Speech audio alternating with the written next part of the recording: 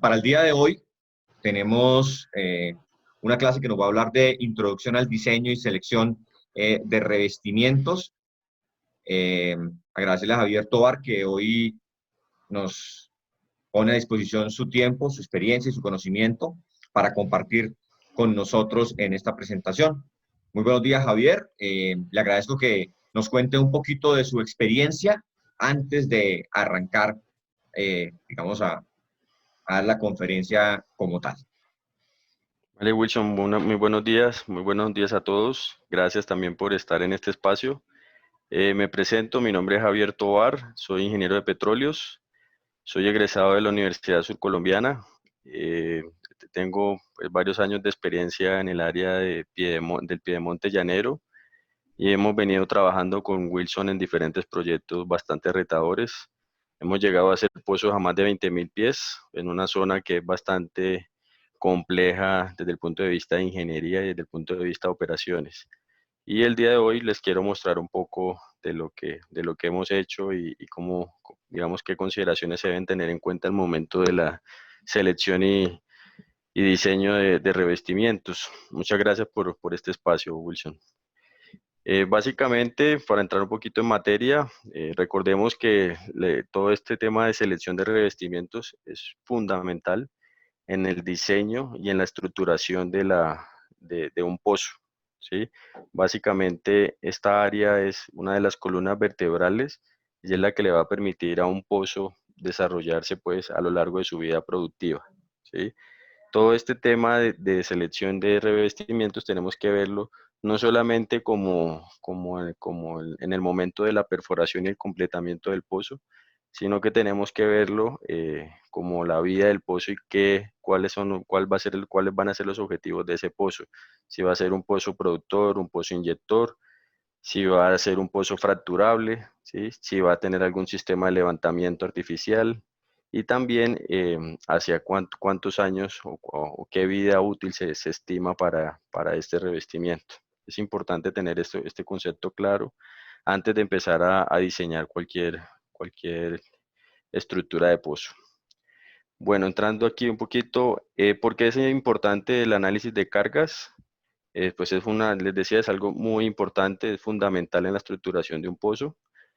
Básicamente, primero tenemos que validar que los materiales y la tubería que estamos usando, pues no vaya a presentar fallas independiente de las cargas a las que vaya a estar sometida. Sí, ahorita miramos un poco en detalle a qué se refiere eso de cargas, pero es supremamente importante asegurar que esa selección de esos materiales cumpla de acuerdo a los criterios de diseño y de acuerdo a las políticas de integridad de la compañía para la que trabajemos, ¿sí?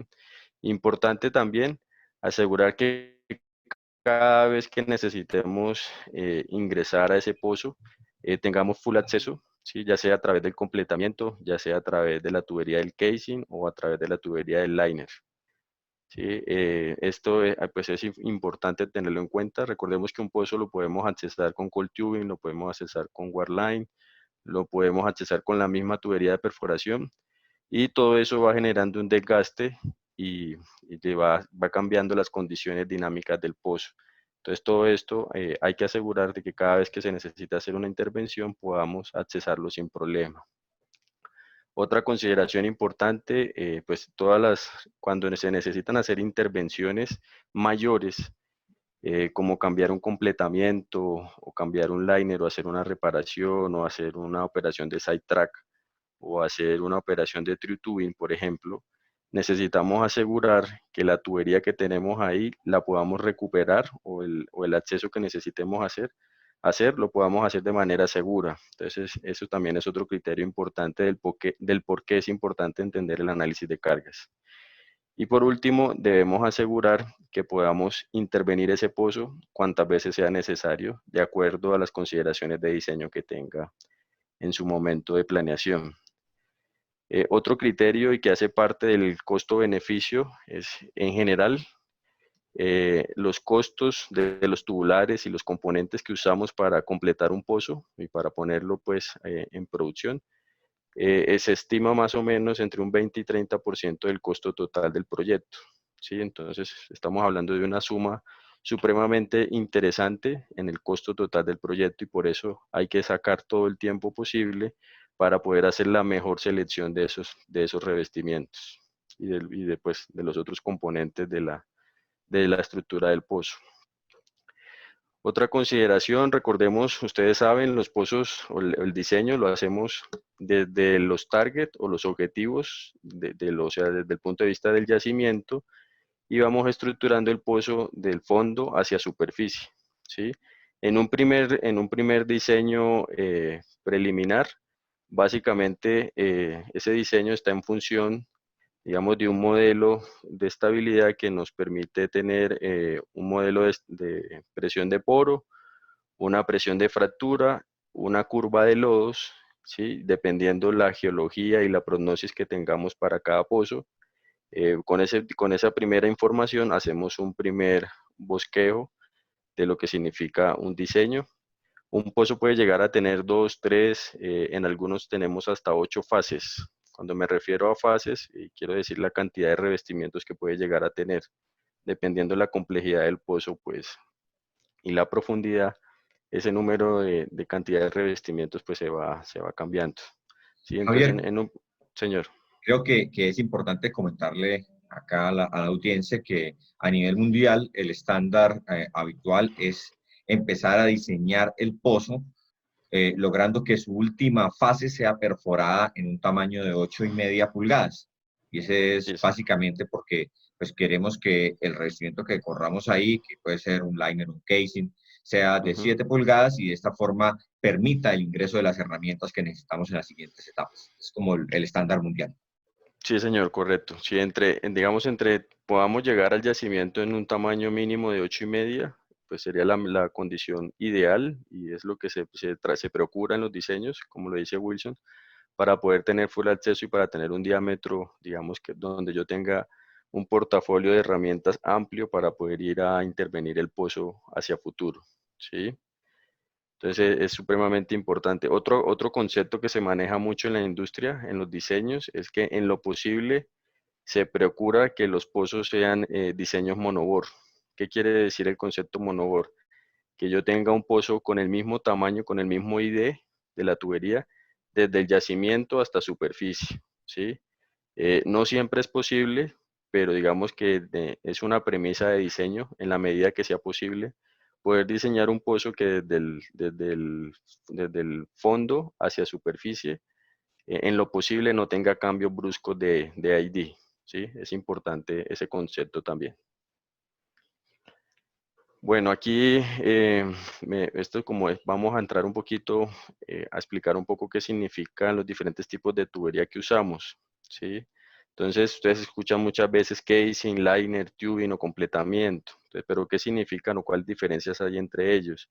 Entonces, primero que todo, las primeras fases de los pozos generalmente se recubren con lo que llamamos un casing, ¿sí? Todos en general son recubrimientos. Las primeras fases se cubren con casing. ¿Qué características tiene un casing? Un casing, pues básicamente es la columna vertebral del pozo, ¿sí? Es la que me permite dar aislamiento entre la formación y mi pozo.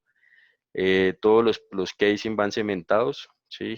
Van anclados a superficie y van cementados, en su mayoría van cementados desde el zapato hasta la superficie en general. Algunas veces están cementados parcialmente, dependiendo del diseño que se defina, ¿sí?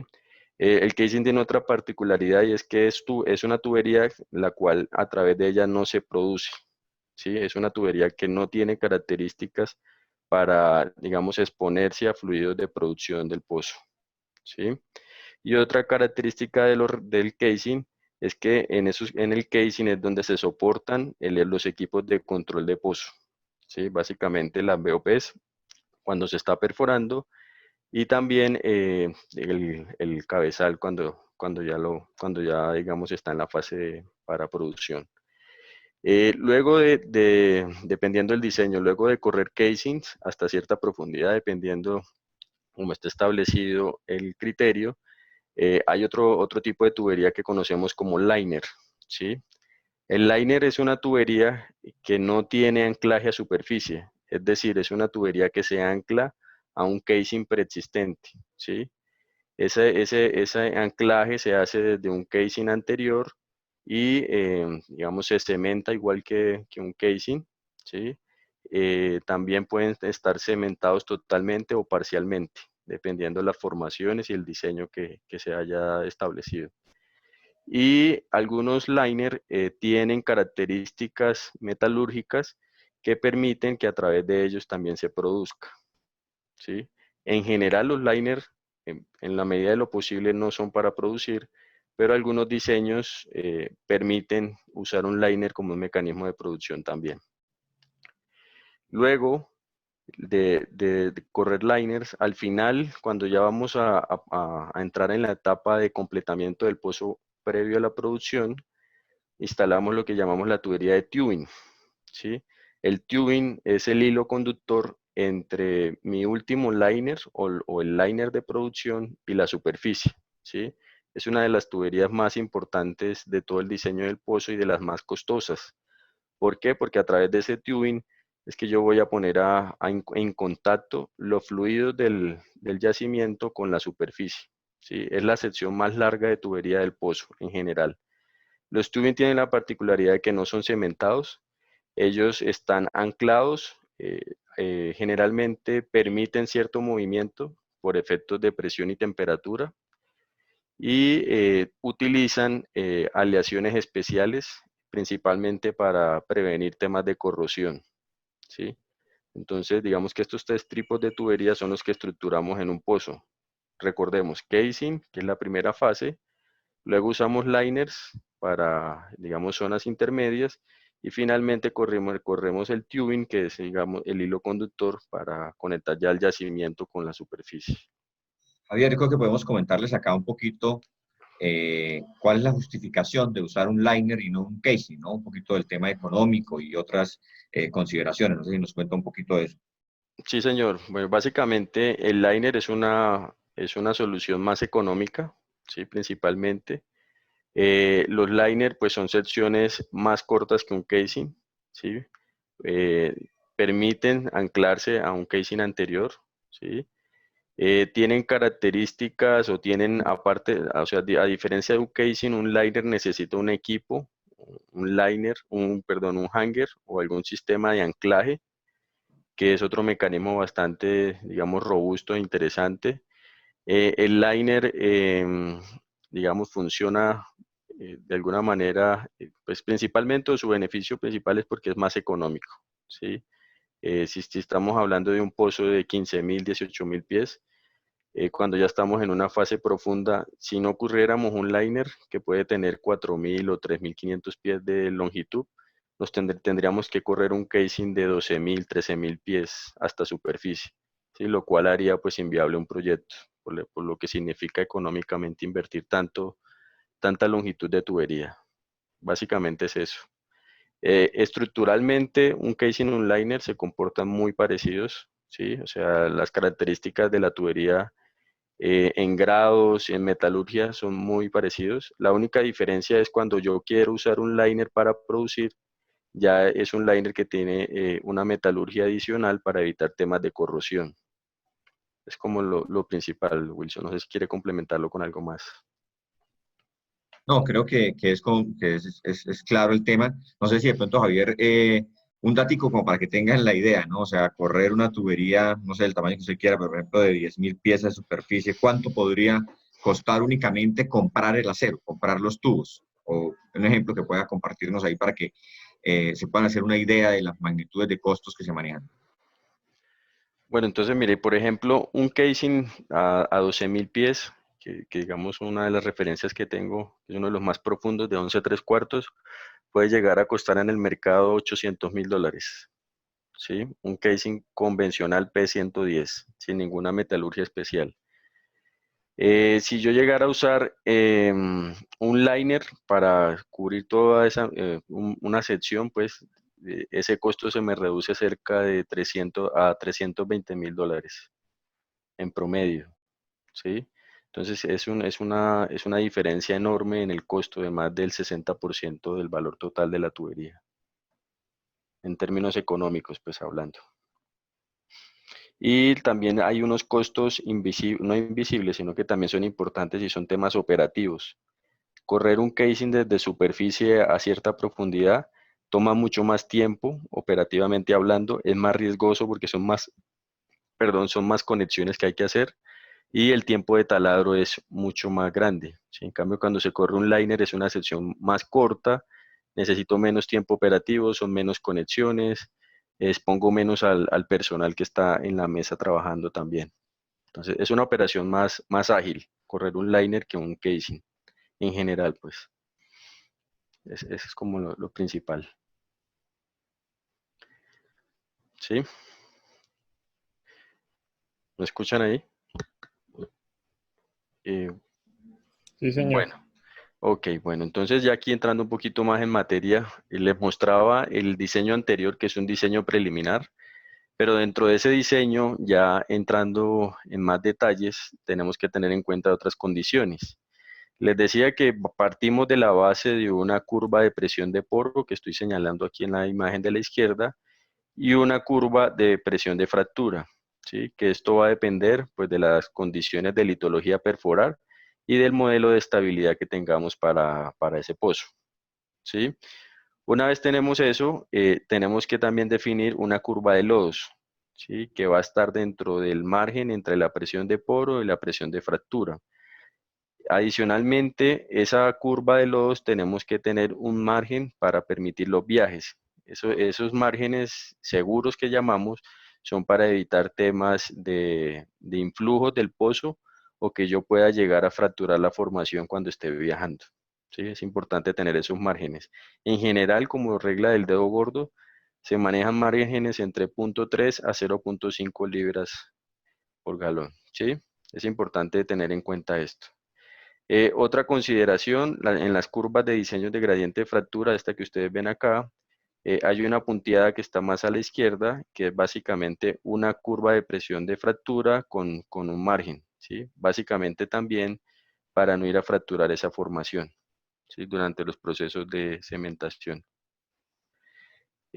O cuando estemos circulando el pozo. El ICD que generemos no vaya a romper la formación. Otra característica importantísima es validar qué información tenemos de los pozos cercanos o los pozos offset, ¿sí? Básicamente, qué densidades se manejaron, ¿sí?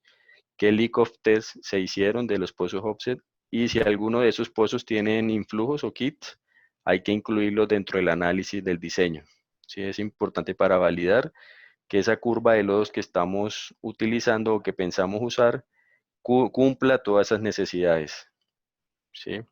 Y por último, otro de los criterios importantes es validar las propiedades mecánicas de esa tubería, ¿sí? Un concepto que tenemos que tener en cuenta es que el cuerpo de la tubería y la conexión no necesariamente tienen las mismas propiedades mecánicas, ¿sí?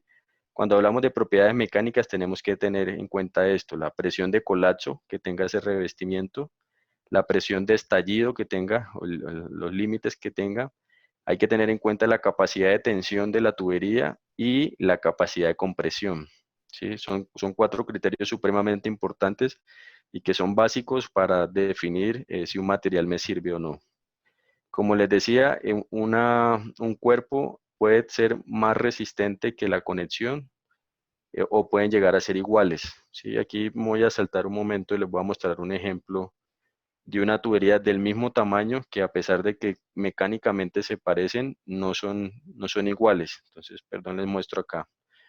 Mire, por ejemplo, aquí, no sé si me ven ahí la pantalla, me confirman, por favor. Sí, Y ahí señor. se está viendo. Sí, entonces, mira, aquí tengo un ejemplo. Este es un casing de 11 3/4, ¿sí? Que tiene un grado P110, ¿sí? Y un libraje de 65 libras, ¿sí?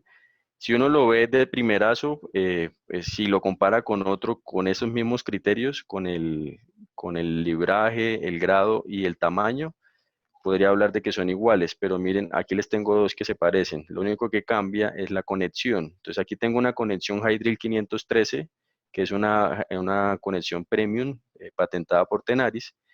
En este caso, este casing tiene una capacidad de colapso de 4.480 libras en el cuerpo, ¿sí? Y tiene una capacidad el yield strength que llamamos de 2.070.000 libras, ¿sí? Si lo miramos al punto de vista de la conexión, vamos a ver que en la conexión ese yield cambia, ¿sí? Por ejemplo, si yo quiero manejar tensión en esta conexión, la conexión como tal solamente me aguanta el 60.4% del total del cuerpo, ¿sí? Y en términos de compresión, esa conexión solo me aguanta 71.8%, ¿sí? Entonces, ¿qué pasa? Es un tubo que el cuerpo como tal soporta muy buenas características, pero en la conexión, esta es una conexión flush, que después lo miraremos en detalle, digamos, me limita un poco en términos de tensión y compresión, ¿sí? Si yo cojo esa misma tubería y le cambio la conexión, que es esta siguiente slide que tengo acá, aquí estamos hablando de una tubería de 11 3/4 igual, del mismo grado P110, el mismo libraje, 65 libras, pero miren aquí lo curioso, el cuerpo aguanta igual, 4.480 libras de colapso, ¿sí? Y de estallido tiene 8.750. El yield es 2.070.000 libras, que es igual. Y miremos la conexión. La conexión en este caso, al ser una conexión cuplada, tiene el mismo rating del cuerpo de la tubería en términos de tensión y compresión. Tengo el mismo 100% y el mismo 100% en compresión, ¿sí? Entonces, aquí ustedes se pueden dar cuenta en este caso, por ejemplo, a pesar de que estamos hablando de una tubería que en términos simples es las mismas características, al tener una conexión de diferente diseño, me puede llegar a dar ventajas y desventajas, ¿sí? Y me puede, digamos, comprometer el diseño de ese pozo. Entonces, ese es un criterio supremamente importante. Entender estas propiedades mecánicas, pero no solamente desde el punto de vista del cuerpo, sino también de la conexión. ¿Ok? Entonces, perdón, me devuelvo aquí otra vez a la presentación. A esto es que me refiero en este último punto de las propiedades mecánicas de la tubería. Hay que tenerlas en cuenta. Siguiendo, bueno, cuando ya empezamos a armar ese pozo, pues bueno, les decía que hay que tener en cuenta, bueno, el OD que vamos a utilizar, el ID, el libraje que se defina, ¿sí? Y el grado de esa tubería. El grado es supremamente importante porque realmente es el que más me va a ayudar o me va a limitar en mis propiedades mecánicas y eso también tiene un impacto económico, ¿sí? A medida que incremento el grado, pues es una tubería con un costo supremamente más alto. Factores debo tener en cuenta al momento de seleccionar los revestimientos. Entonces ya aquí estamos hablando de una tercera fase, ¿sí? Hemos venido viendo una fase, un borrador, un draft. Luego vimos una curva de presión de poro de fractura mejorada, teniendo en cuenta otras consideraciones, y ahorita vamos a ver otros criterios que se deben tener en cuenta para seleccionar esos materiales y ese diseño. Primero que todo, yo tengo que tener en cuenta fenómenos de well control, zonas que tengan presencias de gas o presencias de flujo de agua, ¿sí? Principalmente esto para, digamos, evitar influjos a través del pozo. Tengo que tener en cuenta también zonas o en donde tengo zonas de posibles pérdidas, ¿sí? Principalmente para poder entender cuáles son los límites que tengo de densidad de fluido, para evitar, digamos, entrar en esas zonas de pérdidas y, pues, digamos, de evacuar la columna hidrostática que yo tengo de fluido por detrás de un casing o de un liner me puede comprometer severamente mi diseño, ¿sí? Me puede llevar a colapsar ese casing o ese liner. Una cosa que quiero que tengan en cuenta es que los pozos en general, los problemas estructurales no son solamente cuando ya está produciendo el pozo, sino que nosotros podemos llegar a tener problemas estructurales de diseño desde el mismo momento que estamos perforando. Entonces el concepto de diseño de revestimientos hay que tenerlo implícito no solamente al momento de entregar el pozo, sino desde el punto de vista de la perforación. ¿Sí? Casi el 60% de las fallas en la industria ocurren durante la fase de perforación y completamiento. Y pues ya digamos que estamos jugados. Otra cosa importante es entender la estabilidad de la formación. Cuando me refiero a eso es qué tan sensible es la formación al tiempo de exposición con el lodo. Recordemos que hay formaciones que son más propensas a hincharse por la interacción con fluido y principalmente con fluido base agua. Entonces hay que tener en cuenta esta variable, ¿sí? Hay que tener en cuenta también cómo yo estoy atacando la formación, porque dependiendo en la dirección que yo la esté atacando, la forma, pues puedo desestabilizar más fácil esa formación y eso también me puede comprometer el diseño y la corrida de ese revestimiento. Otra cosa importante, bueno, les decía zonas de pérdidas. Otro criterio importantísimo para el análisis es en nuestro objetivo en los primeros casing o en el primer casing es asegurar el aislamiento de zonas de acuíferos, de agua dulce. ¿Sí? Hay que entender dónde está ese nivel freático y la idea es poderlo revestir lo más rápido posible y poder aislar el pozo de esas zonas de manera eficiente. Hay que tener en cuenta también las capacidades del taladro. Sí, esta es otra consideración, he visto muchos casos también, donde no se considera el taladro en las primeras fases del diseño y resulta que cuando se necesita correr el revestimiento, a veces estamos jugados con el taladro y nos toca llevarlo a sus límites de capacidad de carga. ¿Sí? Entonces es supremamente importante en el diseño tener en cuenta también con qué tipo de taladro contamos y qué capacidad tiene para poder correr cierto número de revestimientos. ¿Sí? Otra consideración al momento de diseñar es que yo debo tener en cuenta la limpieza del hueco. ¿Sí? Recordemos que a medida que yo voy construyendo el pozo voy generando una geometría. ¿Sí? Y esa geometría en algunas zonas por cambios en la velocidad anular puedo llegar a tener problemas de limpieza del hueco. ¿Sí? Entonces, esa geometría tengo que validarla con un modelo hidráulico que me asegure que dependiendo las propiedades del fluido y el galonaje que voy a utilizar y el material que voy a estar recuperando, que tenga ciertos niveles de limpieza aceptables para no ir a comprometer temas de limpieza en el hueco. ¿Sí? Javier, normalmente, ¿qué software usamos para hacer ese chequeo de esas velocidades anulares y del comportamiento de limpieza que tenemos en el... Pues en el mercado hay varios, Wilson. Principalmente el paquete más usado es el paquete de Landmark, ¿sí? Que es la división de Halliburton para todo el tema de software. En este caso usamos muchísimo Wellplan, que es uno de los software más usados para análisis de hidráulicas. Igual cada compañía tiene también su propio software. En el caso de Baker, ellos también tienen lo que llaman el Advantage. Schlumberger también tiene su propio sistema de evaluación de limpieza del hueco, ¿sí? En el caso específico de la estructuración de revestimientos, usamos Wellplan y usamos también Wellcat, que es un software específicamente para casing design, donde tiene también considerados efectos de temperatura. ¿Sí? Es como el software más robusto que existe hoy en día para hacer este tipo de análisis. Pero específicamente para modelos hidráulicos, usamos muchísimo Wellplan, que hace parte del paquete de Landmark. ¿Sí? Sí, entonces, cuando estamos, digamos, en la operación, en el pozo, pues normalmente quienes lideramos la operación en el sitio disponemos de la simulación de diferentes compañías. Y lo que hace, Sí, digamos que cada compañía está en tiempo real buscando que esa simulación que corre se acerque lo más posible a lo que estamos viendo realmente allá en el pozo. Eso es, correcto.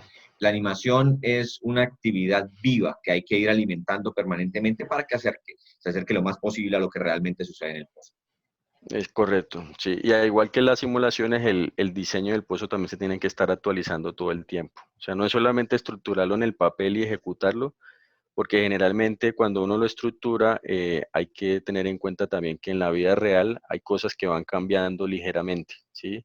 Entonces esas variables que se van incorporando al modelo pueden necesitar o pueden llevarnos a que ya en la ejecución nos toque hacer ajustes al programa o al diseño del pozo. Eso que dice Wilson es supremamente importante. Tenemos que tener en cuenta también zonas donde tengamos altas presiones o zonas sobrepresionadas que nos puedan también afectar ese diseño. Otra característica importante es también aislar intervalos donde yo tenga presencia de CO2 o H2S, o cuando tenga también dentro de mis fluidos de producción, que también tenga la presencia de estos gases, pues también tengo que tenerlos, digamos, como parte de mi análisis de metalurgia, ¿sí? En general, los zapatos de los revestimientos, ya sean casing, liner, en lo posible yo debo asegurar dejarlos en formaciones competentes, ¿sí? O sea, formaciones que sean bastante estables, en lo posible. No siempre se puede hacer, pero generalmente buscamos, como consideraciones de diseño básicas, asegurar que esos zapatos queden en formaciones competentes. Otra consideración supremamente importante y que, por ejemplo, en el caso nuestro, cuando hacíamos trabajos en el piedemonte, nos empezaba a jugar de manera arbitraria, era el tema de la incertidumbre geológica, ¿sí? ¿Qué puede pasar? Digamos, podíamos tener incertidumbres de más o menos 500 pies. ¿Eso qué quiere decir? Que yo puedo tener un casing pensado para 12.000 pies y ese casing ya en la ejecución puedo llevarlo hasta 12.500 pies, ¿sí? Entonces tengo que tener mucho cuidado en el diseño para que ese límite de cargas tenga en cuenta esa incertidumbre geológica, ¿sí? Porque puede ser que, lo que les digo, ya en la realidad el diseño haya que hacerle ajustes y tengo que tener en cuenta esos márgenes de diseño que me permitan cubrir esa necesidad. La otra consideración es, debo tener en cuenta si tengo múltiples intervalos de producción. ¿Qué quiero decir esto? Que si tengo varios yacimientos en un mismo liner, ¿cómo los voy a aislar y cómo los voy a poner a producir? Eso es supremamente importante también para la selección de esos materiales.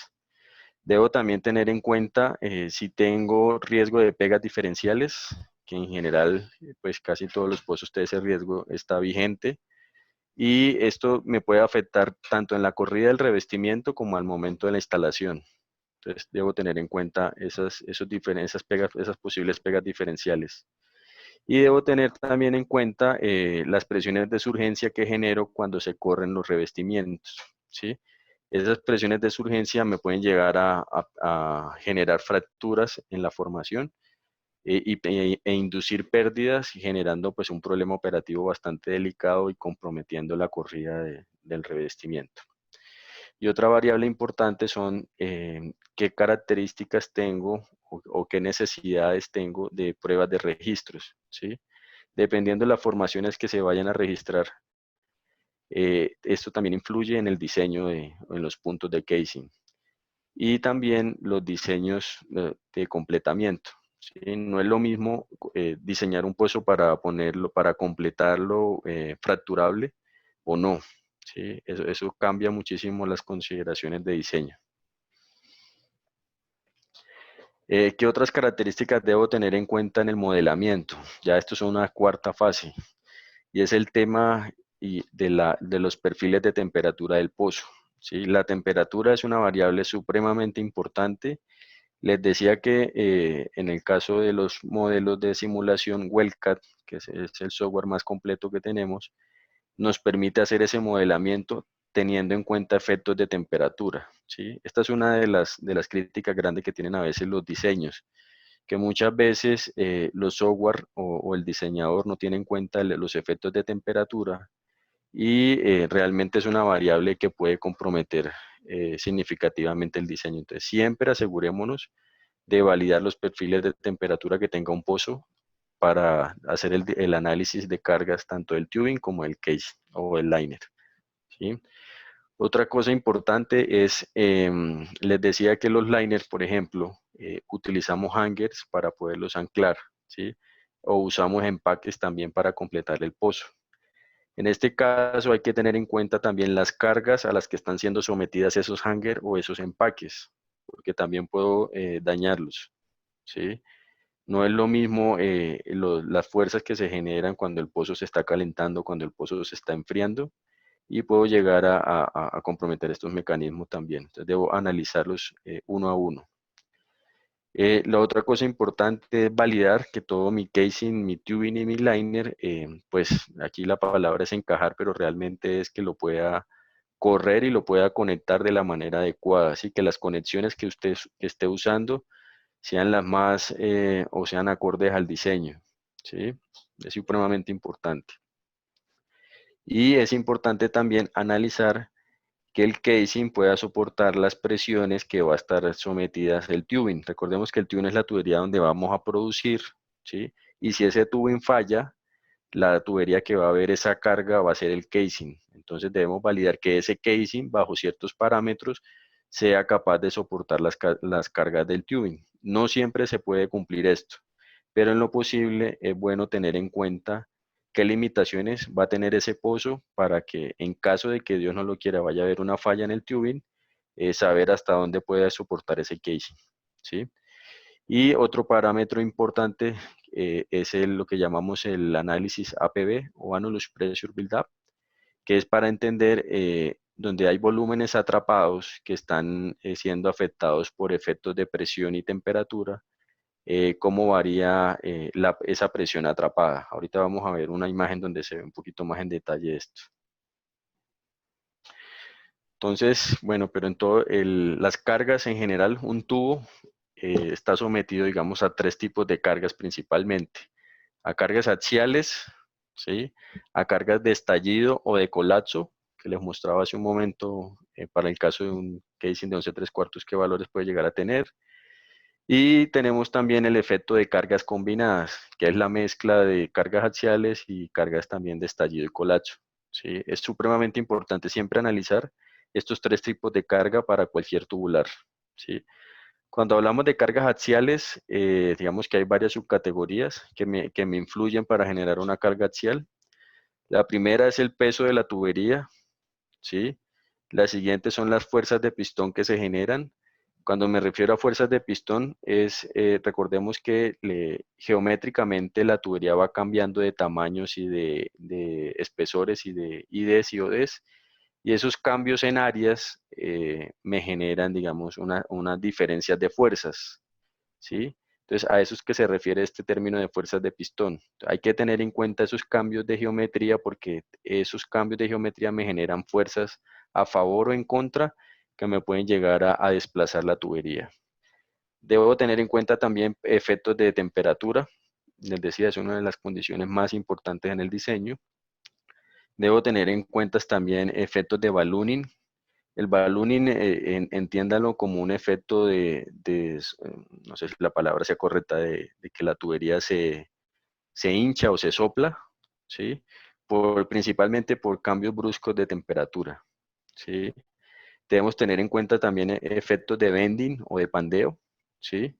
Que principalmente están asociados a la curvatura del pozo, digamos, a la tortuosidad que tenga ese pozo y al dogleg al máximo de inclinación que tenga. Debemos tener en cuenta efectos de buckling, que es también supremamente importante. Hay tuberías que permiten instalarse con cierto grado de buckling, hay otras que son obligatorio asegurarse al momento de la instalación, que queden totalmente relajadas, que no tengan deformación, pues con su propio peso se pueden deformar. Entonces hay que asegurar al momento de la instalación que no vaya a tener efectos de buckling, porque si yo permito que esa tubería se deforme, no solamente comprometo digamos, el diseño, sino que cuando quiera intervenir esa tubería para seguir perforando, voy a limitar el acceso del pozo. Debo tener en cuenta efectos de arrastre, tanto de ese tubing como de ese casing, la fricción que generan también me va a influir en el diseño. Y debo tener en cuenta efectos del fluido o la fricción generada por el fluido que estoy usando, tanto el lodo como los fluidos de completamiento o el cemento. Y debo tener en cuenta los límites que tengo en estallido, en propiedades mecánicas del tubo, en términos de estallido y en términos de colapso, que es básicamente la presión que son capaces de soportar internamente como externamente. Y las cargas combinadas, que le digo que son efectos combinados de cargas axiales y cargas de estallido y colapso. Entonces, esto es clave, clave. Aquí en este siguiente slide vamos a ver un poco algunas de las cargas que les menciono. Entonces, les hablaba que hay un fenómeno que se debe analizar. Esto es, por ejemplo, un análisis en WellCat, donde yo debo tener en cuenta esta carga que llamamos la APB, ¿sí? Annulus Pressure Build-Up. ¿Qué quiere decir esto? En los espacios donde un casing o un liner quedan con un fluido que se puede expandir por efectos de temperatura, como es el caso del lodo, ¿sí? Como ustedes ven aquí, aquí yo tengo un casing que está una sección cementada, que es la zona sombreada en gris, y una zona en blanco donde he dejado lodo, ¿sí? O cualquier fluido, puede ser agua o o una mezcla de ambos. Cuando este pozo empieza a producir, este casing va a estar, dependiendo en la condición que esté el pozo, se va a estar enfriando o se va a estar calentando, ¿sí?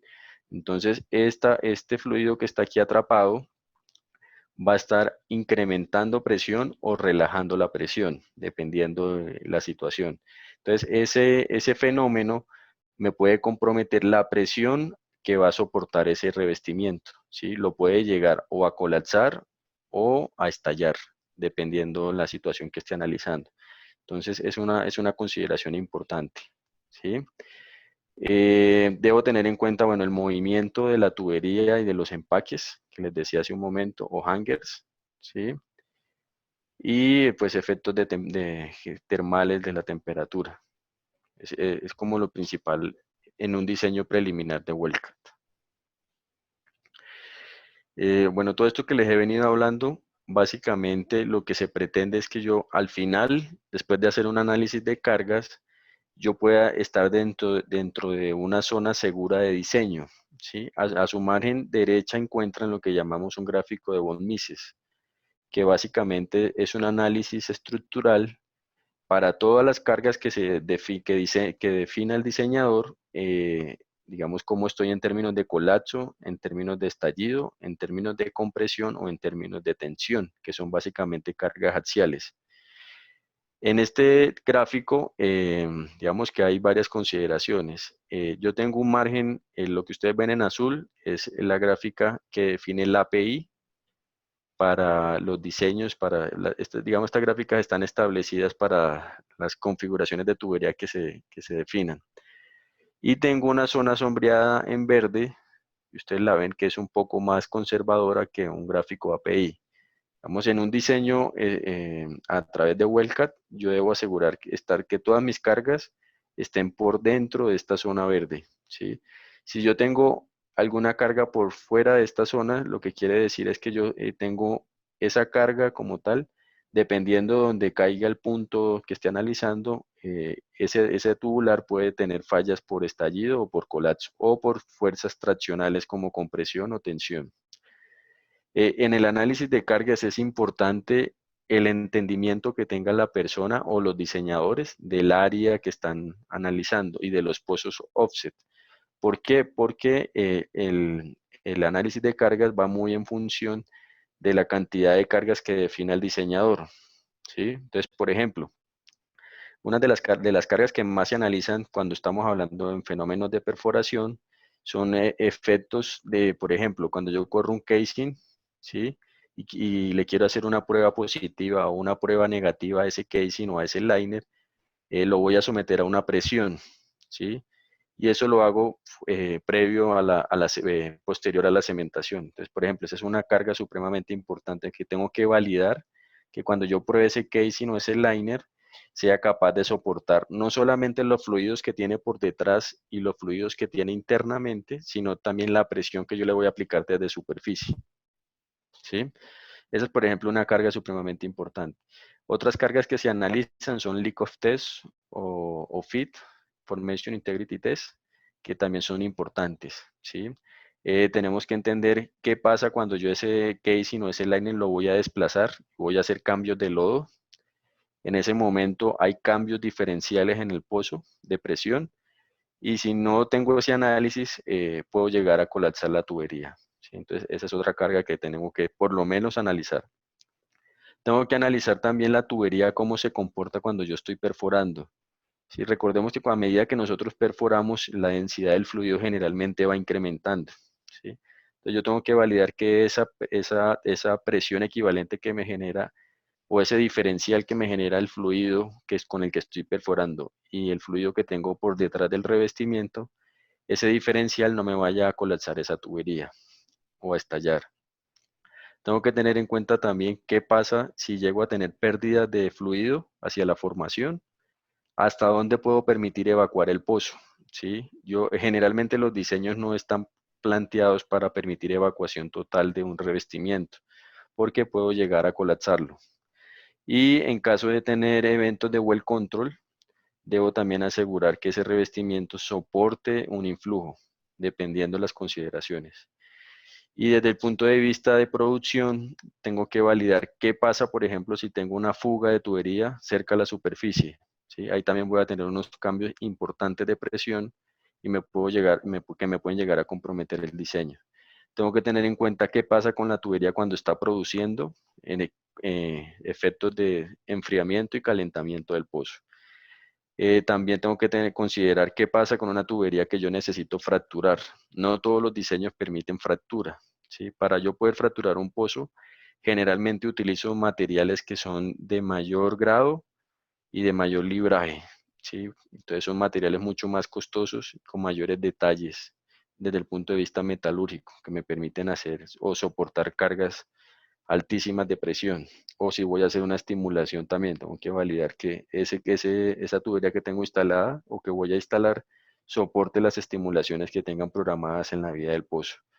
Y si voy a si voy a instalar algún sistema de levantamiento artificial como un gas lift o un ESP, debo validar que esa tubería también permita el acceso de esos equipos y la puesta en producción del pozo. Entonces, como les digo, estas son algunas de las cargas básicas que yo debo analizar en el momento de hacer un diseño.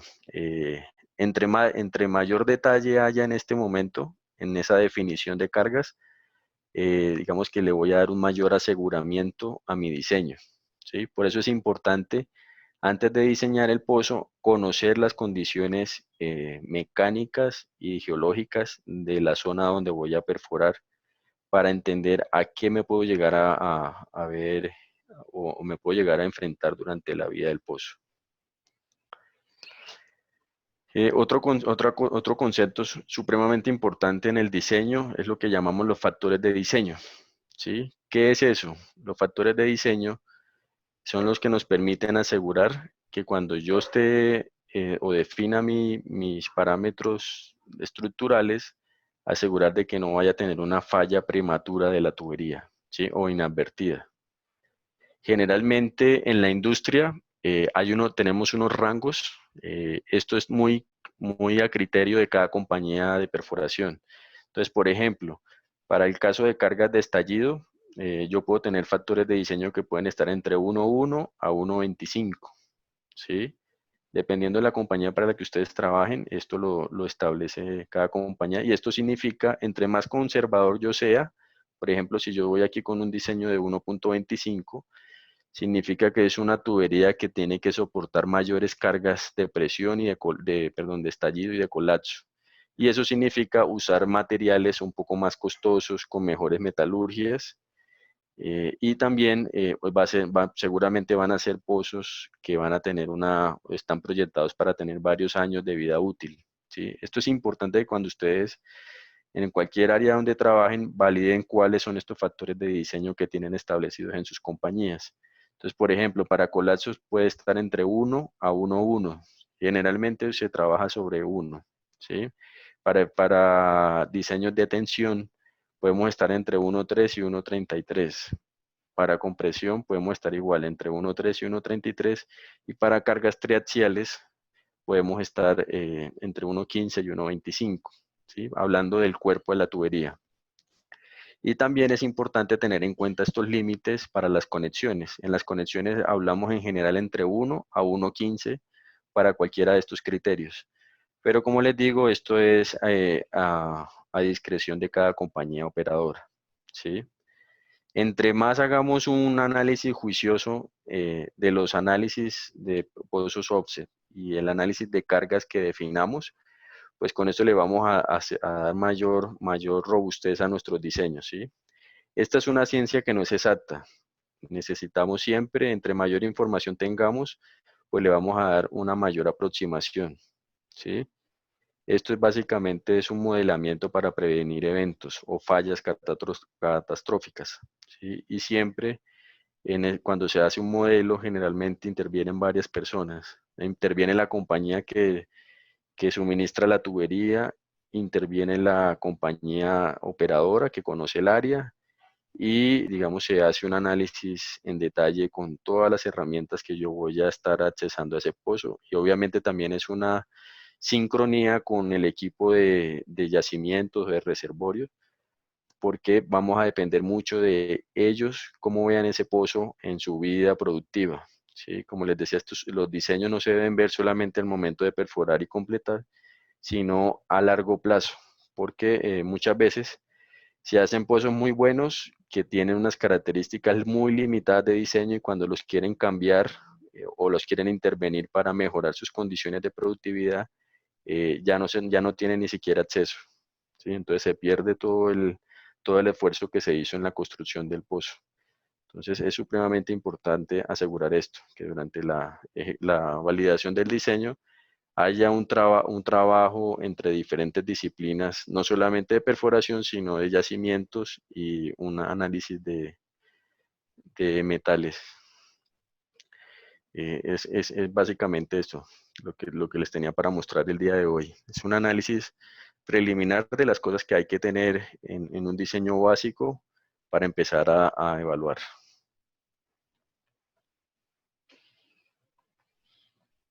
No sé si tengan alguna pregunta. Bueno, como lo comentamos al principio, entonces al terminar la presentación, abrimos el espacio para preguntas. Así que quien tenga alguna pregunta para Javier, es el momento para podérsela plantear.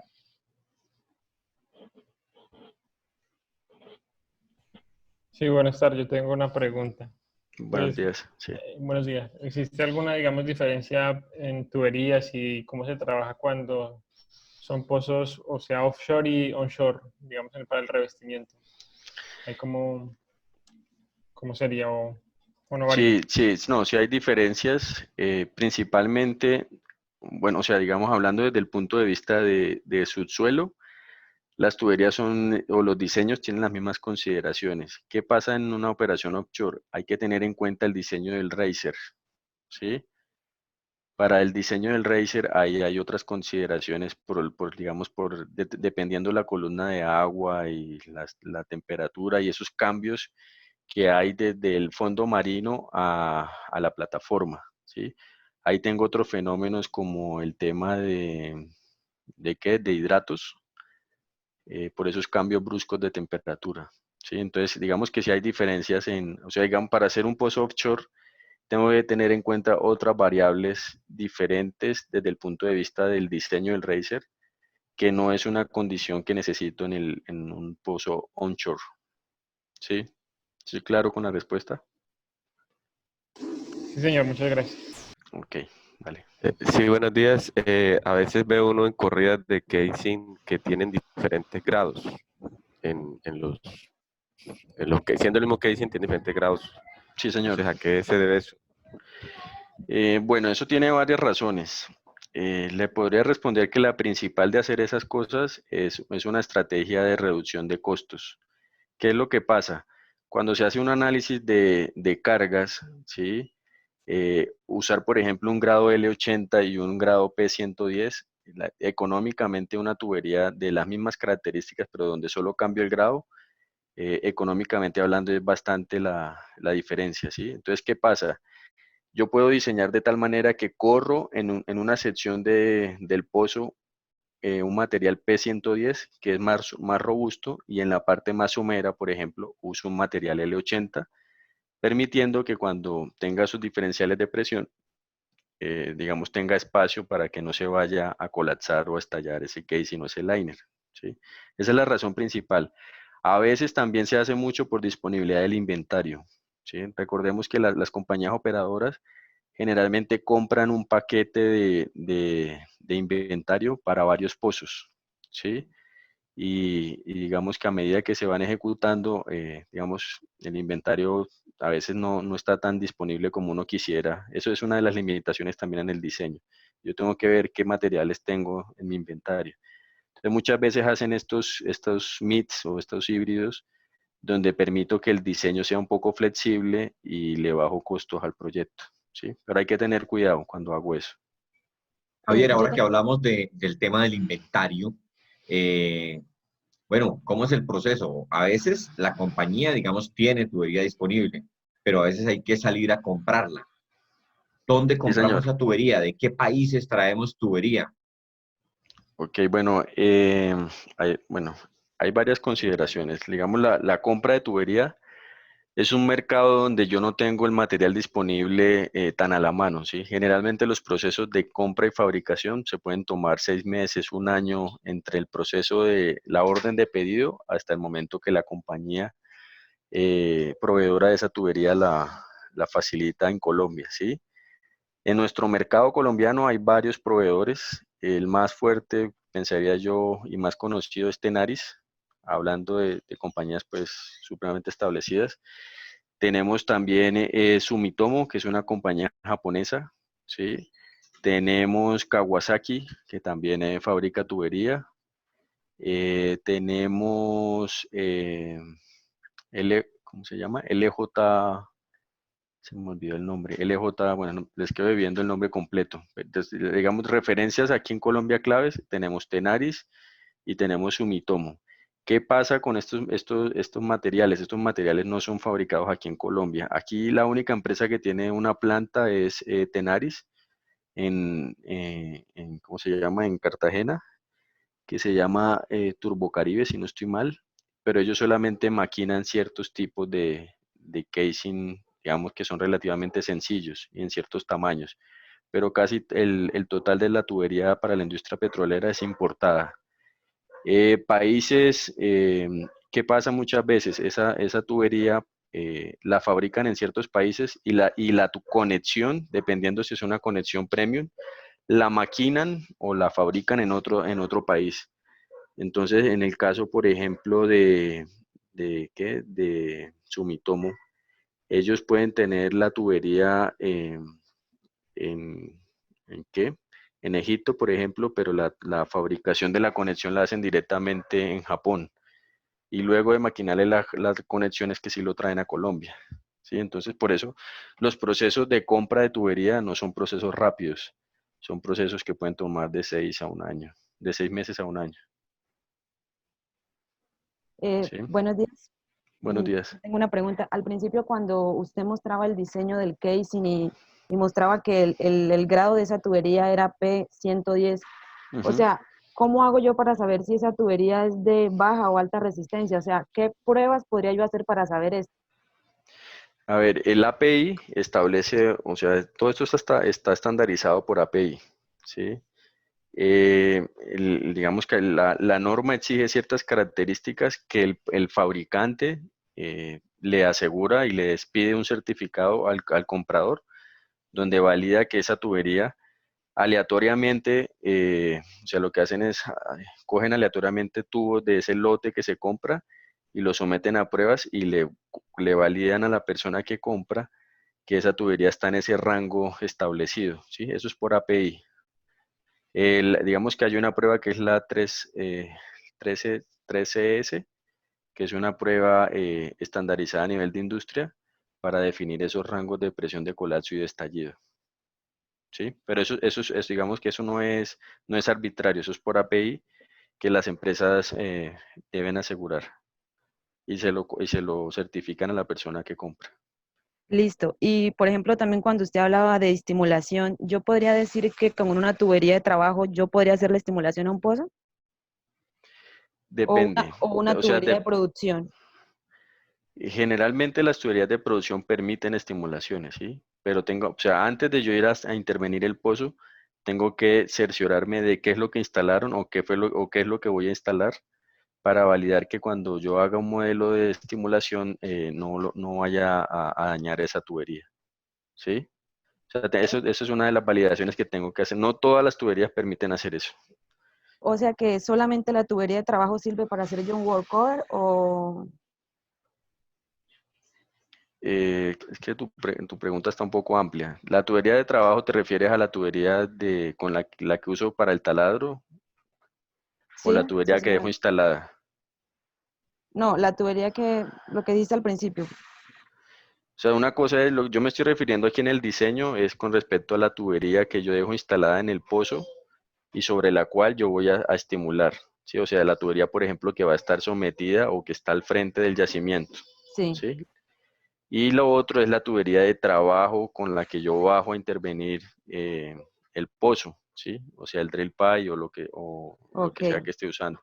Entonces, cuando yo hablo del punto de vista de diseño, debo validar es la tubería que está instalada, que me perfecto. soporte esos diferenciales, que no se vaya a dañar cuando yo lo someta a esos esfuerzos. Ah, listo. Gracias. Vale.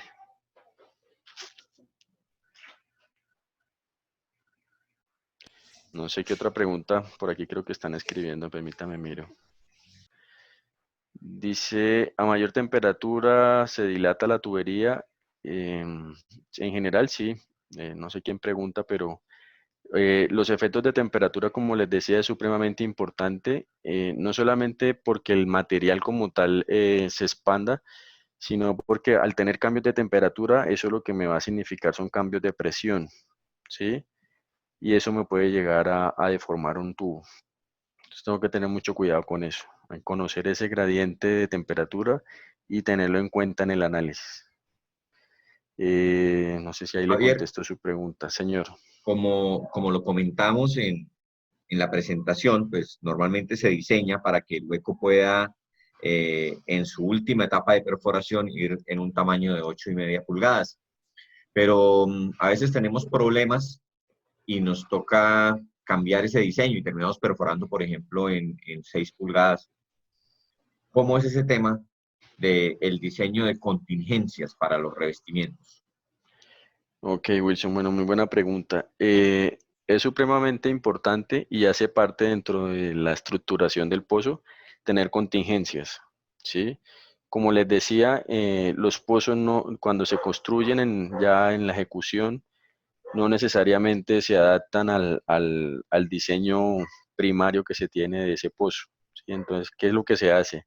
Cuando se estructura un AFE de un pozo, yo debo tener en cuenta unos materiales para un caso base, que es, digamos, el caso ideal que yo quiero alcanzar, y debo también tener la disponibilidad de materiales y de recursos económicos para una contingencia en caso de que por temas de incertidumbre geológica, por temas ambientales o por temas logísticos, me toca hacer un replanteamiento durante la ejecución del pozo, ¿sí? ¿Cómo se hace para que esa contingencia no me afecte tanto? Generalmente es compartida entre un pozo que estoy ejecutando y un pozo que está en planeación. ¿Qué quiere decir? Que si esa contingencia no la usa el pozo que está ejecutando, pues pasa a ser la contingencia del pozo que está en la planeación, ¿sí? Y siempre en las compañías se tiene esa buena práctica de tener contingencia, porque es supremamente costoso y no puedo estar limitado a un diseño que tan rígido, porque como les digo, cambian mucho las condiciones. Entonces siempre hay una contingencia que generalmente se rota entre un paquete de pozos para que económicamente pues no lo afecte tanto a uno solo, ¿sí? Sí, otra consulta, lo que tiene que ver con el zapato, también se considera ahí para hacer los estudios y lo del drill out. Sí, señor. Los zapatos hay que tenerlos en cuenta por varias razones. Hablando, digamos, desde el punto de vista de diseño y el punto de vista metalúrgico. Yo tengo que asegurar que ese zapato primero me permita llevar ese casing o ese liner a fondo, ¿sí? Tengo que definir si va a ser un zapato rimador o no. Tengo que definir si va a llevar válvulas, ¿sí? Si va a llevar una válvula de control o dos válvulas de control. Eso también va a depender mucho de las políticas de well control de la compañía. Tengo que validar también que al momento de moler ese zapato, luego de cementar, ese zapato sea lo más amigable posible de moler. Y tengo que validar que mi diseño de broca con el que vaya a hacer el drill out sea acorde a, digamos, para que me permita moler ese material. ¿Sí? Entonces, ese zapato es una de las variables importantes dentro de la selección de materiales. Javier, nos tiene por acá una pregunta Andrés y Sí, señor. dice, ¿me puede explicar mejor lo de la incertidumbre geológica? Ok, Andrés, bueno, le decía que generalmente, por ejemplo, en el caso de Piedemonte, como las zonas son tan falladas y tectónicamente activas, pues, nos pasa mucho que usted llega a cierta zona, o si usted tiene una prognosis, ¿sí? De que está basada en pozos offset, pero en el caso de Piedemonte muchas veces usted perfora un pozo al lado a 70 pies de distancia y lo perfora, puede hacerlo verticalmente si quiere, y se va a dar cuenta que las formaciones que usted tiene en su prognosis no necesariamente, como las estructuras tienen tantos cambios, digamos en posición y en dirección, usted puede llegar a tener secuencias que se falla y pierde el control geológico, ¿sí? Entonces puede llegar a tener secciones donde la formación es más corta o más larga o no es la formación que usted esperaba, ¿sí? Entonces a eso me refiero con incertidumbre geológica. En el caso en los diseños que usábamos en Piedemonte, nosotros manejábamos una incertidumbre geológica que desde la superficie empezaba más o menos con 500 pies, y a medida que profundizábamos llegábamos a tener una incertidumbre hasta de 250 pies. O sea, ¿qué quiere decir eso? Que el modelo geológico y el modelo de perforación permite que haya un desfase entre el tope esperado de más o menos 500 pies a medida que perforemos, ¿sí? Pero digamos, no necesariamente siempre pasa eso, ¿sí? Depende de la zona donde usted esté perforando, pero sí es una variable supremamente importante porque pues eso tiene un impacto en costos y en tiempos para el proyecto. Hay otra pregunta por acá, Javier. Dice, cuando decía que se deja un espacio en blanco y se llenaba con lodo para la refrigeración, ¿no puede haber filtración de gas? Bueno, me explico mejor. Perdón, voy a mostrar aquí, todavía estoy compartiendo. Permítame un segundito, yo comparto aquí la pantalla, un segundo, Wilson. Es para explicar, no es que dejemos nosotros un espacio en blanco, ¿sí? Ni que se haga a propósito. Venga, les voy a mostrar. No sé si me permite un segundito, ahí puede mostrarme un slide para explicarle aquí qué es lo que quiero decir.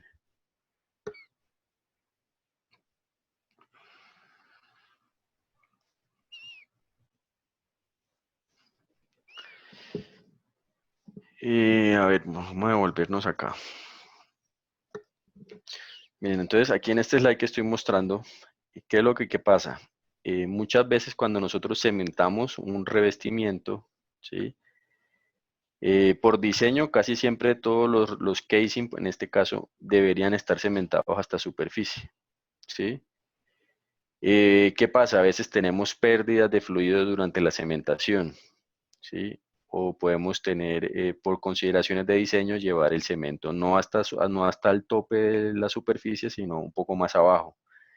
Entonces, ¿qué pasa? El fluido que yo, o el lodo que yo tenía ahí antes de desplazar ese cemento, me puede quedar atrapado en estos espacios. ¿Sí me hago entender? Entonces, cuando yo dejo ese lodo atrapado ahí, ¿sí? Que muchas veces es por condiciones operativas, ese lodo queda ahí confinado, ¿sí? Y digamos que él me está ejerciendo una presión hidrostática equivalente a la densidad que tenga el fluido por el TBD, ¿cierto? Pero cuando yo ese pozo lo pongo a producir, o lo cierro, ese pozo se va a empezar a calentar o a enfriar, ¿sí? Entonces, ¿qué pasa? Ese espacio que queda con lodo o con cualquier fluido que se defina, puede empezar a expandirse, ¿sí? Y a generarme una presión adicional. Entonces, si yo no tengo en cuenta ese fenómeno, esa presión puede llegar a ser tan alta que me puede estallar el casing que tiene enfrente o me puedo colapsar el que tiene ahí al lado. ¿Sí me hago entender? Eso es lo que llamamos el annulus pressure buildup, ¿sí? Ahora, hay otro fenómeno que es bastante peculiar. Si yo dejo enfriar tanto esta zona, ¿sí? Ese fluido, esa presión empieza a caer, a caer, a caer y puede llegar a ser tan baja que yo pierda ese soporte de esa presión hidrostática que tenga ahí, ¿sí? Y puedo llegar también a que la tubería que está por detrás se colapse. ¿Sí me hago entender en el análisis? Para esto digamos, hay varios papers y varios estudios que hablan acerca de este fenómeno, ¿sí? Como les digo, es importante tenerlo en cuenta en el diseño, porque hay espacios donde posiblemente no me va a quedar perfectamente cementado. Y esa es la realidad de un pozo. Nosotros hacemos todo el mejor esfuerzo desde el punto de vista de diseño y desde el punto de vista operativo para dejarlo lo mejor posible, pero muchas veces quedan espacios donde no queda totalmente cemento, sino que queda algún fluido atrapado ahí. Y ese atrapamiento, si yo no lo tengo por dónde liberarlo, pues me puede generar excesos de presión. Javier, No sé, ahora que comentó de señor. papers y estos temas, ¿qué literatura, qué tipo de normatividad técnica le podemos recomendar a los colegas y futuros colegas que están ahí conectados para profundizar en estos temas de casing design? Bueno, hay varias información. Bueno, si entran a la página de Juan Petro, pues hay muchos papers, solamente con poner la palabra casing design van a encontrar papers muy interesantes, ¿sí? En la industria hay personas bastante especializadas en el tema. Uno de ellos se llama Jonathan Belarbi, que lo pueden buscar ahorita les escribo bien el nombre, que no me sé el apellido, cómo se escribe bien, para que lo puedan seguir en LinkedIn, por ejemplo. Es una de las personas que más sabe a nivel mundial de diseño de revestimientos y uno de las personas que más conoce de Wellcat, ¿sí? También, por ejemplo, hay una organización que llama el TH Hill, que tiene una serie de documentos complementarios a las normas API que hablan también bastante del tema de diseño de revestimientos, ¿sí?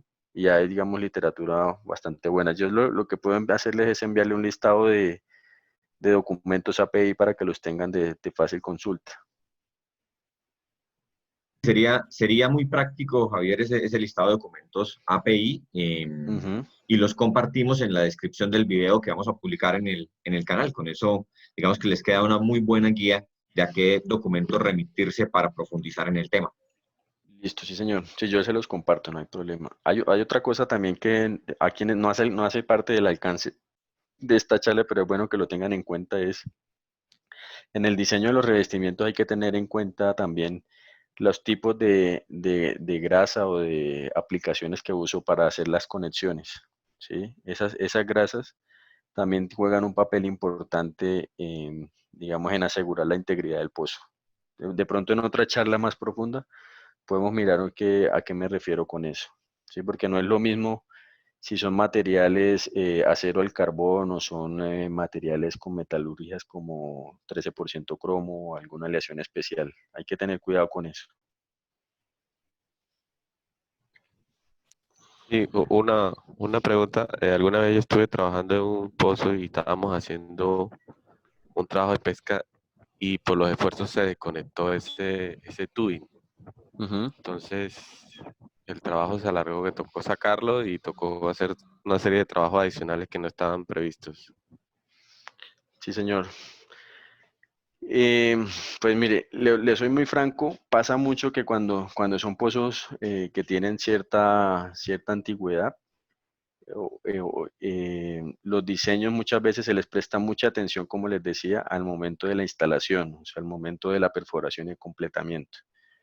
Y ya cuando un pozo lo van a intervenir en un tiempo, en unos años, muchas veces la información original del diseño o se pierde o no se tiene completa o algunas veces no se hace ese análisis de qué le ha pasado a esa tubería cuando ya estaba en producción, ¿sí? Porque no es lo mismo el tubo instalado hoy y el tubo puesto en producción durante un año y cuando ya lo voy a intervenir otra vez, ¿sí? Esos fenómenos yo debo analizarlos en un software como el caso de Wellcat.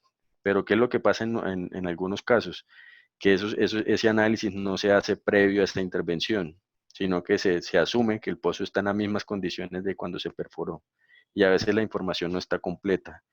Entonces, esos son algunos pecados que cometemos en nuestra industria porque hay que ser más exigente con eso, ¿sí? Cualquier intervención o cualquier cambio en la configuración del estado mecánico del pozo debería tener un análisis de cargas previo y posterior.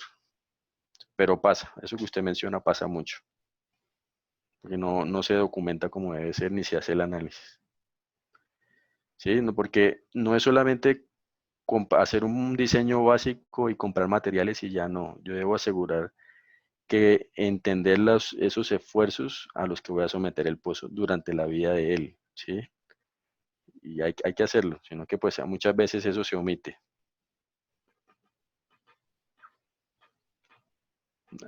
¿Sí le respondo su pregunta? Sí, exactamente, sí, era un pozo ya, precisamente era ya en el Piedemonte, eran los trabajos que se hicieron en TTRD, Ujú. y inicialmente pues son pozos que hay varias consideraciones, no están, a veces hasta se encontró que en combinación de casing, el cambio de casing no estaba lo suficientemente adecuado, y después cuando bajaron registros se dieron cuenta que ese cambio del diseño la información no era la correcta. Exacto. Por eso es importante, por ejemplo, ya que usted lo menciona, el tema de antes de yo intervenir un pozo, si por ejemplo voy a hacer un cambio de completamiento como lo está planteando, yo debo asegurar que ese case, ese completamiento cómo se encuentra, y debo correrle un registro por lo menos para saber realmente en qué condición está, porque muchas veces ni siquiera se dejan accesar, o sea, ya están en un nivel de desgaste tan severo que solamente intentarlos accesar ya compromete todo el trabajo. Tenemos otra pregunta por acá, Javier de Andrés, que dice, ¿ese fluido atrapado, APB, se deja ahí para siempre? ¿No se evapora, digamos, y después queda un vacío? ¿Ese fluido lodo APB se debe sacar o se deja ahí? Ok, bueno, entonces primero varias cosas. APB es un fenómeno, ¿sí? No es propiamente el fluido, sino es un fenómeno que se analiza, ¿sí? Que tiene ese nombre. Segundo, cuando un pozo, esa condición es tan severa, muchas veces lo que se hace es que se baja y se poncha, o sea, se le permite que el fluido que está ahí atrapado tenga comunicación con el otro espacio anular, ¿sí? Para liberar esa presión, si el diseño lo permite, ¿sí? Y algunas veces es tan pequeño el efecto de presión producto de la temperatura que no pasa nada en dejarlo en esa condición, ¿sí? Depende, como le digo nuevamente, de las características de la tubería y del el tipo de servicio que vaya a tener ese pozo, ¿sí? Algunas veces, si ese espacio anular tiene comunicación a superficie y tiene espacio para que él se expanda sin problema, pues no pasa nada, ¿sí? Muchas veces esos espacios anulares en superficie hay válvulas, ¿sí? En los cabezales. Y cuando hay esos incrementos de presión, pues se permite que se relajen, ¿sí? Y se libere la presión, pero no siempre es posible. Por ejemplo, que en un liner no está comunicado a superficie, sino que está anclado a un casing anterior, esos espacios anulares que quedan atrapados ahí con fluido pueden tener un riesgo más grande que en un casing que tiene pues válvulas en superficie, ¿sí? Pero como les digo, eso hay que analizarlo, no siempre es tan crítico como parece, pero no hay que obviarlo, o sea, es lo que quiero resaltar cuando hablo de ese fenómeno. Ingeniero, yo tengo otra pregunta sobre, pues usted nos comentaba que, pues que en zonas que hay H2S y CO2, pues la Ujú. corrosión pues es mayor. ¿Cómo se puede evitar o qué tipo de tuberías o varía el tipo de tuberías para pues evitar la corrosión? Porque me he dado cuenta que en la industria algo que es muy importante es evitar la corrosión, ¿no? Que he leído bastante y me he dado cuenta de eso. Sí, señor, sí, no, el fenómeno de corrosión nos afecta muchísimo. Generalmente lo que se hace es instalar aleaciones especiales que disminuyen ese fenómeno, ¿sí? Como lo que les decía, aleaciones con carbono, ¿sí? En diferentes concentraciones, hay 9% carbono, 13% carbono, ¿sí? ¿Qué es lo que pasa? Que cuando yo tengo esta tubería que es más amigable para evitar el desgaste, también comprometo otras cosas. Pues generalmente estas tuberías que son de aleaciones, primero son más costosas y segundo, digamos que mecánicamente cambian sus características de capacidades de estallido y de colapso. Sí, debo tener cuidado con eso. Muchas veces se vuelven también más frágiles, ¿sí?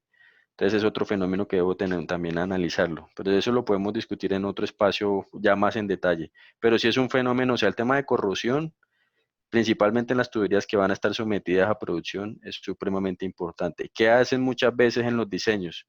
Cuando son pozos que van a producir muy poquito tiempo, Le instalan tuberías acero al carbón que se sabe que se van a desgastar y se van a corroer, pero como la vida del pozo es tan corta, pues al final del día no, digamos, sale más barato y, y- y al final el pozo pues se abandona. ¿Sí me hago entender? Si son pozos ya de una envergadura de muchos años o si con una producción importante y demás, pues ahí sí se le hace el gasto como debe ser. ¿Sí? Esa es como la filosofía detrás de ciertas compañías dependiendo de las características de producción del área.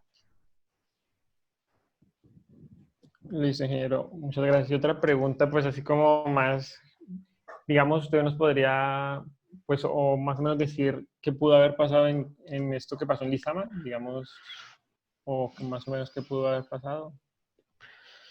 Y hermano, pues yo no conozco los detalles pues, en detalle como tal, no trabajo en Ecopetrol. Sé que es un pozo pues que es bastante viejo, ¿sí?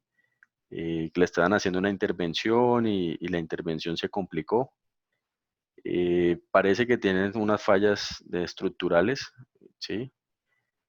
Como le digo, no tengo los detalles, entonces no quiero como generar un juicio sin conocer los detalles. Sé que hubo fallas estructurales del pozo, pero como les digo, eso tiene mucho que ver con el tema de la información de pozos viejos, a veces no es completa, muchas veces se intervienen sin conocer pues qué ha pasado o qué le han hecho o cuánto ha producido o, o- o qué cambios en el estado mecánico se tienen, ¿sí?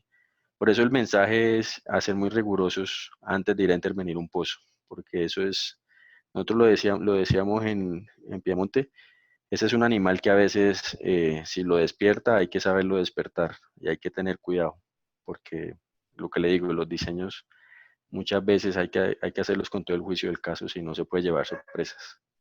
¿Sí? Pero no quiero entrar en el detalle de Lizama porque no conozco los pormenores, entonces sería un poco irresponsable de mi parte. Listo, ingeniero. Muchas gracias. Vale.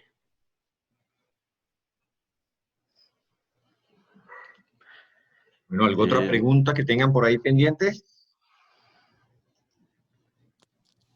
Y otra pregunta, uno a veces ve en las corridas de casing que utilizan las gráficas y toda esa cuestión para asegurarse las conexiones. sí, señor. ¿Cómo, o sea, qué tan importante es eso? La verdad es supremamente importante. ¿Qué pasa? Generalmente cuando se usan conexiones premium, ¿sí? Que o sea, son conexiones que son patentadas por el fabricante, diferentes a conexiones API, que las conexiones API las hace pues cada conexiones tienen unas geometrías y unas características de sello, ¿sí? Que dependen de cada fabricante. Entonces, ¿qué es lo que se hace en una gráfica de esas? Lo que se asegura ahí es que al momento de la conexión la conexión se haga de la manera que es, ¿sí? Por eso ahí en ese momento es importante la grasa que utilizo, la forma como hago el enrosque y que me quede graficado, porque muchas veces si queda mal hecha la gráfica, no mal hecha la gráfica, sino mal hecha la conexión y eso se refleja en la gráfica, lo que puede pasar ahí es que esa tubería me pueda fallar en la conexión, ¿sí? Entonces, es supremamente importante tenerlo en cuenta. Y esas gráficas pues dependen de cada tipo de conexión que use. ¿Sí? Eso también, pues, hay toda una ciencia detrás de las conexiones. Pero es una variable supremamente importante que en campo a veces no se le valora mucho porque pues es más trabajo. Pero realmente por detrás eso tiene un significado importante y es que yo necesito asegurar no solamente la integridad del tubo, sino la integridad de la conexión, porque muchas veces las fallas ocurren es en la conexión, ni siquiera es en el cuerpo del tubo. ¿Sí?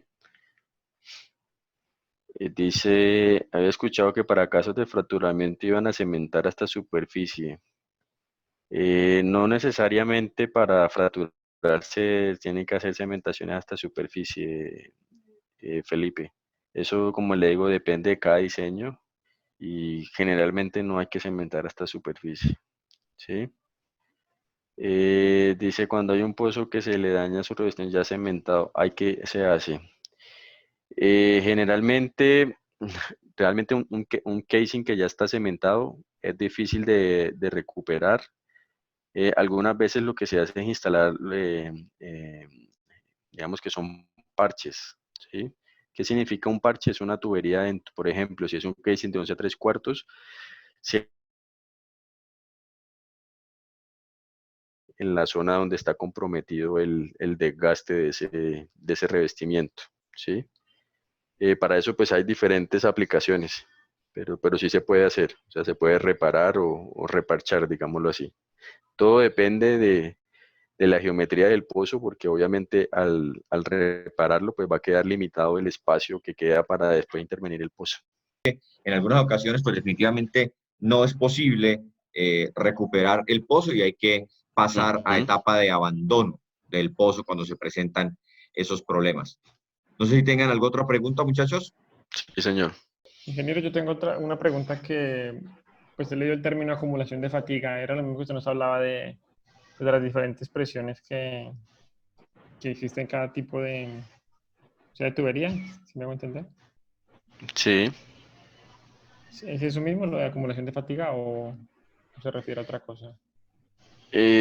Pues realmente cuando hablamos de acumulación de fatiga o sea, es, digamos, un fenómeno, digamos, donde interactúan varios esfuerzos que, y como su nombre indica, acumula fuerza hasta que llega a un punto donde la tubería, pues, se puede partir o fallar, ¿sí?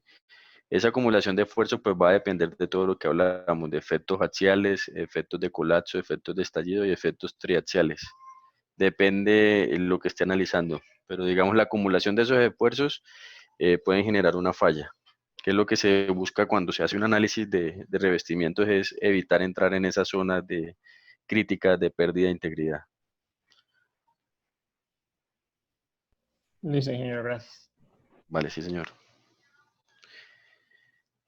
Para esto, todo este tema de análisis de revestimiento es supremamente interesante. En nuestra industria hay todo un modelamiento matemático por detrás. Hay muchísimas ecuaciones porque digamos que hay diferentes consideraciones, ¿sí? Entonces es algo que los invito a que lo profundicen un poco más porque tiene también muchas oportunidades de mejoras, ¿sí? O sea, hablando hoy en día que estamos en toda la onda de innovación y de desarrollo, el tema de análisis de revestimientos tiene un potencial enorme para todos los que les gusten la parte de modelamiento matemático.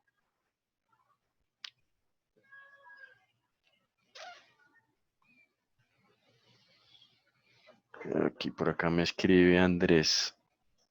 Dice, el peso total de cada revestimiento cuando se va bajando lo soporta el gancho de la mesa o la formación ayuda a su soporte y a reducir el peso. Andrés, el revestimiento como tal en el aire, pues tiene un peso considerable y lo va a soportar el gancho, ¿sí? Cuando usted lo sumerge en el lodo con el que está haciendo o sea, por donde lo está viajando, digámoslo así, pues le va a generar un efecto de bollanza que le disminuye ese peso a ese revestimiento, ¿sí? Que eso va a depender de la densidad del fluido que esté utilizando, ¿sí? Entonces digamos que una parte lo soporta el gancho para responderle su pregunta y otra parte lo soporta el efecto de flotación en el lodo, ¿vale? No sé, Wilson, ¿me escucha? Sí, Javier, ahí lo estoy escuchando. Creo que Ok. hemos completado la sesión de preguntas y pues lo que nos queda es pues agradecerle, Javier, por el tiempo que nos dedicó para poder compartir conocimiento y experiencia en este espacio.